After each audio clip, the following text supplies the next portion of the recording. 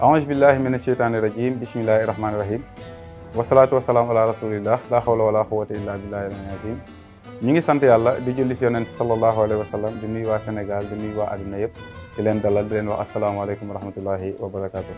alhamdulilah sëriñ bi si question bu am solo bi nga xamante ne posé nga ñu ko muy cat, ndax cat dafa nekk lu doy waar te mu nekk luy dund ak nit ki. cat dafa gën a garaaw rab, ndax rab da lay dugg.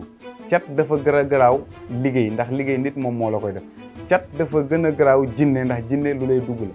cat li tax mu gën a garaaw loolu lépp mooy que ne cat yow sa bopp da ngay catu sa bopp.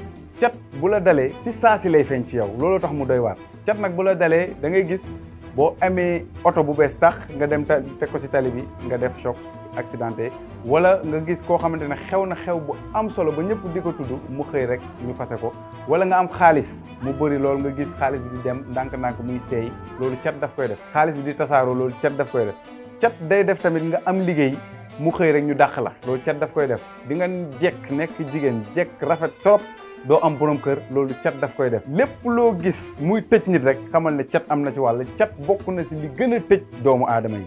cat moom sawaay lu garaaw la ci dundu doomu aadama. day baax nag si nit ki mu jóg pour dindi loolu dem sangu ji cat. ñun am nañ sangat bu am solo boo xamante ne day dindi cat, te bu ko dindee du dellu si waat ci yow, dañ koy garanti. sangat boobu mën nañ la ko jox mu nekk sangatu benn fan, mën nañ la jox mu nekk sangatu ñetti fan, mën nañ la jox mu nekk sangatu juróom-ñaari fan, mën nañ la jox sunguf nga sangoo ko.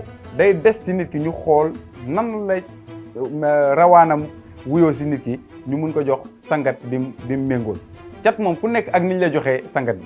yow mën nga ñëw si ñun ñu jox la sangatu ñetti fan, mën nga ñëw si ñun ñu jox la sangatu benn fan, mën nga ñëw si ñun ñu jox la sangatu juróom-ñaari fan, mën nga ñëw si ñun ñu jox la ay reen, maanaam ay sunguf yoo xamante ne moom rek ngay sangoo doo duñ la bindal dara.